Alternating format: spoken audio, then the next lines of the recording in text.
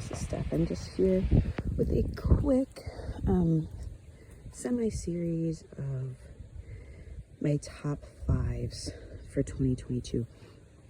So there's been a lot of changes. I've been pulling a lot of stuff out. As you can see right here, the annuals that I had in those pots right there. And I have a lot of cleanup to do, so I apologize for the mess.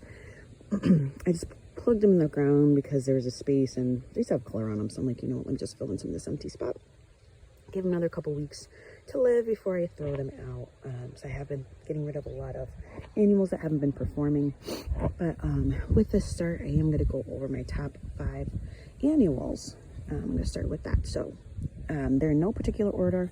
One is going to be this black and blue it's Victoria blue salvia. I bought these as 1-inch plugs in August, and I would say they're about 16 inches, between 16 and 18 inches tall, about a foot wide. Again, not crazy growth, but it is gorgeous. I mean, the calyx, the blooms, the leaf structure, it's just beautiful. So I have it in a couple areas, and I'm going to be repeating this next year just because it's something that is super inexpensive. I think I got a 6-pack on clearance in August for like $2. So just plug them in a couple places. Some places I did better than others, but I'm thinking for this front bed, as I'm kind of working it out, pulling things out, you know, using less, doing something like this to kind of fill in some empty spaces. Next year will be great. So this, I ended up pulling out a foxglove, which I will not be repeating. They just didn't do it for me. So Victoria blue salvia is definitely one. An honorable mention would be the Dusty Miller. I've had these in since early May, and they've given me 0 problems. So I will be repeating that, probably not as much as I did this year, but maybe getting 1 6-cell pack and plugging them in, just kind of like the salvia, because it is a really pretty combo, as you can see right here, the Dusty Miller with the Victoria blue. So today, just a little update. Room 6B, zone 6A, and it was 42 degrees this morning, so I wanted to get out here and do this before the season got away from me and these things start dying off with some frost that might be coming in the next few weeks. So the Victoria blue, another one. I'm gonna take you over to this spot because it has 2 of my favorites.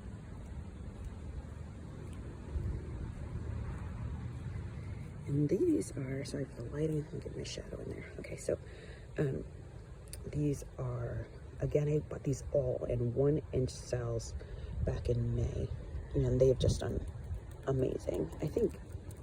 So first is definitely going to be the Sun Patience. I would love to repeat this next year. It does take a while for them to put on some size, but when they do, there's 0 deadheading. I didn't fertilize them. I just fertilized the hole that I planted them in, and that was it. Same thing with these Begonias, which are another one of my tops. One of my top 5s. They, again, needed 0 maintenance from me. It did have, you know, it would drop its blooms, but there's no deadheading. There's no, I didn't fertilize them. It was just giving them consistent water, and this is a full sun location. And that's it. Next year, I will say, I do love petunias. I think that they're beautiful, but they're just too much not too much maintenance for me, but I just won't use them on the scale like I did this year. I will be cutting that back quite a bit and using more begonias because they can do sun and shade, and they just require water, and that's really it for me. So I'm going to the back for the last 2.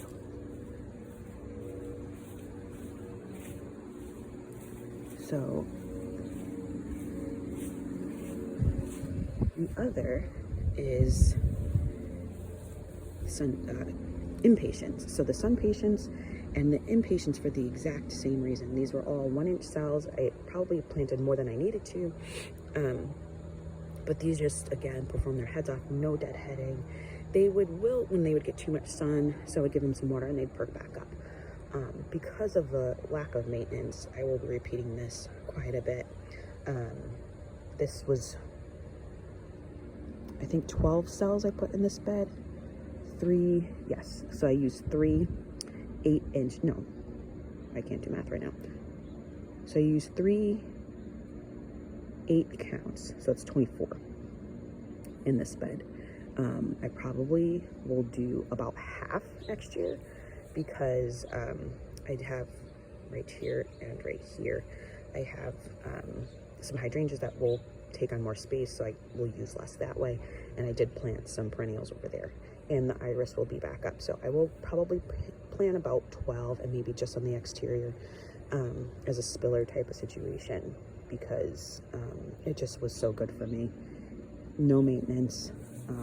It cut down the weeds. I mean, I still have some weeds, but it just made it such a low maintenance, high color spot in the garden, which I really love. This is in our backyard. And the last one, and this is 100% my number one annual, is going to be dahlias. In our zone, they are not perennials. They are annuals. So I will have to dig these up in a few weeks, but as you can see, I have not been staking. I staked and then I just didn't keep up on it. But just the flower power, the amount of cuttings I was being able to take. This one plant right here has, I mean, probably like 20 something blooms on it, and I've probably cut double that. They just perform. They have so much color. They have so much impact. It's been 100% my favorite part of the garden this year. So without question, I will be repeating it, and I think it'll be well worth the maintenance of digging them up. I did start this area. I did start ahead. I potted them maybe mid-April in the house. I did transition them out, kind of harden them off, and then I planted them the end of May, probably like the 3rd week of May, and they've been blooming since the end of June. So just 100% my favorite flower this year overall. I do have some zinnias kind of popped in little places before the dahlias started taking on a lot more size. I plugged the zinnias in. I will not do that next year. I'm probably going to move the dahlias over to the vegetable garden. I don't know if it's just a bad year for vegetable gardener. I'm just not a vegetable gardener. I don't know, but it just did not perform the way I kind of wanted it or needed it to. So I think next year I'm going to start over. I'm going to sheet mulch it, start over, and I'm going to go back to container gardening for my vegetables and my edibles. So I'll put in a place that gets more sun. As you can see, it gets shaded by the pool in the morning, and then it gets a little bit of shade later on. So I just don't think I was getting enough direct sun, not enough residual heat. So I'm going to be moving those and just doing containers next year.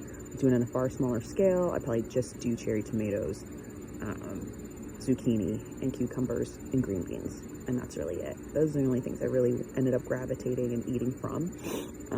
So I know this isn't a vegetable tour, but there's that. So I'm going to be moving my dahlias over here, and then I'll probably have this area of just zinnias, and because I think it'd be beautiful up against the fence in that way.